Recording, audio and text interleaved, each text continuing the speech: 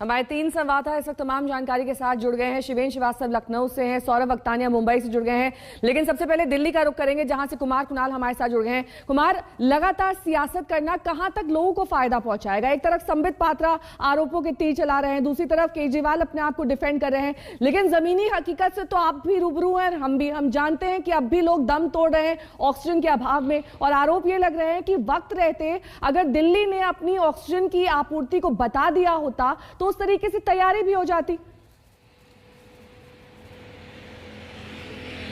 बिल्कुल, और जब नेताओं को ये लगने लग गया है कि अब ऑक्सीजन का जो क्राइसिस है वो थोड़ा बेहतर हो गया, उसमें हालात अब उतने बुरे नहीं रह गए हैं, तो अब दूसरी तरफ से सियासत शुरू हो गई है, और वो सियासत शुरू हो गई है वैक्सीन के नाम पर। अब दिल्ली सरकार कह रही है कि जितना वैक्सीन मिलना चाहिए था दिल्ली को, उतना केंद्र सरकार ने मुहैया नहीं कराया।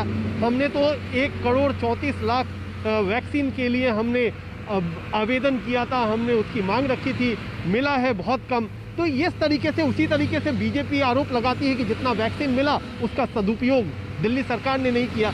तो अब लगता है क्या कि जो नेक्स्ट स्टेज की तैयारी है सियासत के लेवल पर भी होने लगी है। उन्हें लगता है कि अब 20% से नीचे आ गया है संक्रमण दर, जो केस हैं वो 11,000 से थोड़े से ऊपर रह गए हैं, तो अब जो दूसरा वेव है वो दिल्ली में थोड़ा कमजोर पड़ने लग गया है, तो सियासत मजबूत होने लगी है। और आपने सुना भी, चाहे मुख्यमंत्री, उप मुख्यमंत्री, बीजेपी, कांग्रेस, हर कोई अब इस तरीके से लगा हुआ है कि कैसे एक दूसरे के सिर ठीकरा फोड़ा जाए, कि किसकी नाकामयाबी के चलते इतना बड़ा इतनी बड़ी लौटूंगी मैं आपके पास। इस बीच महाराष्ट्र में आंकड़ों में थोड़ी कमी तो आई है, लेकिन इसे लॉकडाउन का भी असर कहा जा सकता है। लॉकडाउन ने चेन को तोड़ा है। नए केस 37,236 पिछले 24 घंटे में, जबकि 549 लोगों की जान गई है। ये ग्राफ अब नीचे की ओर बढ़ता हुआ महाराष्ट्र में 5 मई से लेकर 10 मई तक कुल मौत के आंकड़े देख लीजिए तो उसमें कमी आई है। 920 लोगों की जान गई थी 5 मई को, वहीं 10 मई को 549 लोगों की जान गई है पूरे महाराष्ट्र में। सौरभ अक्तानिया हमारे संवाददाता इस वक्त तमाम जानकारी के साथ जुड़ गए हैं। सौरभ, एक तरफ तो लॉकडाउन है जो सरकार को ये कम से कम भरोसा देता है कि इससे कोरोना का ग्राफ नीचे जाएगा, भले ही वो मौत का आंकड़ा हो, संक्रमितों का आंकड़ा, लेकिन तैयारियों के लिहाज से किस तरीके से पेसअप किया है सरकार ने, कैसे इनको बढ़ाया है, बेड्स की संख्या हो या फिर ऑक्सीजन मुहैया कराने की? और हमने पहले भी देखा है कि कैसे दिल्ली के मुकाबले मुंबई बेहतर तरीके से तैयार थी।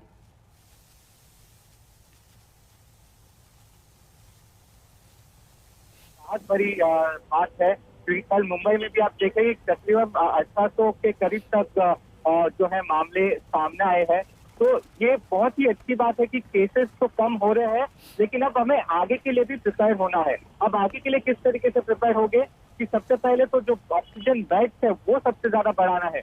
उसके लिए और 2 से 3 जो कोविड केयर सेंटर है, जम्बो कोविड केयर सेंटर, उनको बढ़ाने की कोशिश चल रही है। साथ ही जो ऑक्सीजन प्लांट है उसको भी बढ़ाया जा रहा है। दूसरी एक बात बताऊं, अभी जो महाराष्ट्र सरकार है वो लॉकडाउन किस तरीके से आगे बढ़ाया जाए, तो इस पर चर्चा हो रही है। क्या लॉकडाउन को और स्ट्रिक्ट किया जाए या मुंबई में जो रिस्ट्रिक्शन है उसको कम किया जाए, तो ये 2 चीजों पे खास डिस्कशन चल रहा है। दूसरी अगर जो बात करूं तो मिनिस्टर लगातार ग्लोबल टेंडर्स की बात कर रहे हैं वैक्सीनेशन के लिए, फिर कहीं ना कहीं वैक्सीन की जो अवेलेबिलिटी है उसकी जो कमी है वो खास हमें वैक्सीनेशन सेंटर्स पर दिख ही रही है।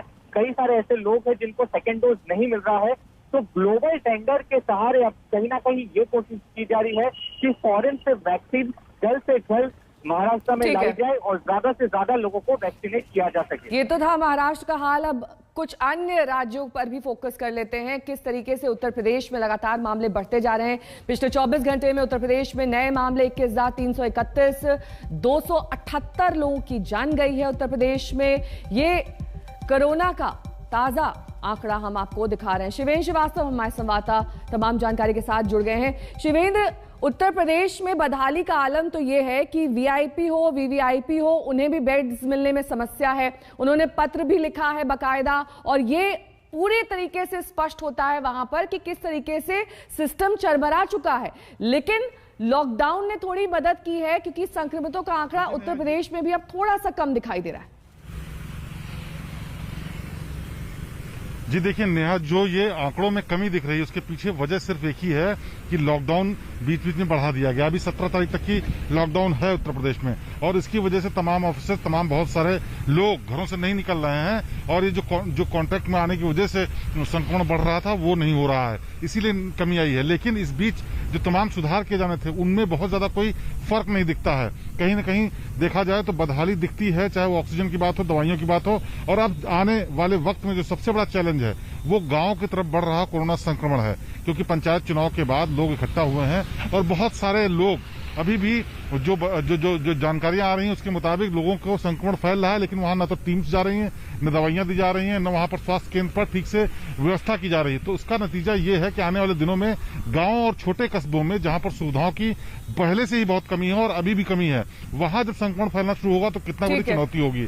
हालांकि लॉकडाउन जो है वो भी बढ़ाया जा सकता है आने वाले दिनों में, लेकिन अभी जो हालात हैं उसमें बहुत कोई सुधार नहीं दिखता। और इस बीच कोविड का एक अस्पताल है जिसके लिए रक्षा मंत्री राजनाथ सिंह आज यहाँ पर आ रहे हैं और वो DRDO के अस्पताल का निरीक्षण करेंगे, सुविधाओं का लेंगे। लेकिन नेहा, जो हालात हैं वो अभी बहुत सुधरे हुए नहीं है। हालांकि फर्क आया है, पिछले एक हफ्ते में ग्राफ गिरा है, 38,000 से 21,000 तक आया है संक्रमण का आंकड़ा। बिल्कुल, लेकिन चिंता का विषय शिवेंद्र ये भी है कि अब शहरों